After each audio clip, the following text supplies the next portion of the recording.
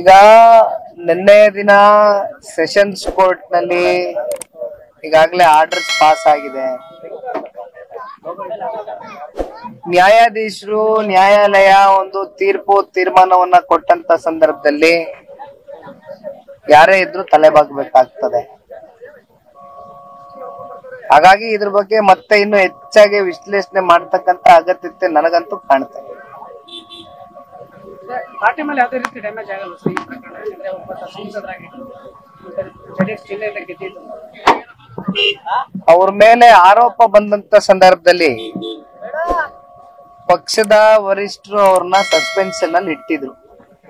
ಆಗಿನ್ನು ಅಪರಾಧಿನೋ ಅಪರಾಧಿ ಅಲ್ವೋ ಅಂತಕ್ಕಂಥದ್ದು ತೀರ್ಪು ಬಂದಿರಲಿಲ್ಲ. ಹಾಗಾಗಿ ಇದರಲ್ಲಿ ನಿಮ್ಗೆ ಒಂದು ಸ್ಪಷ್ಟತೆ ಅರ್ಥ ಮಾಡ್ಕೊಳ್ಬೇಕಾಗ್ತದೆ.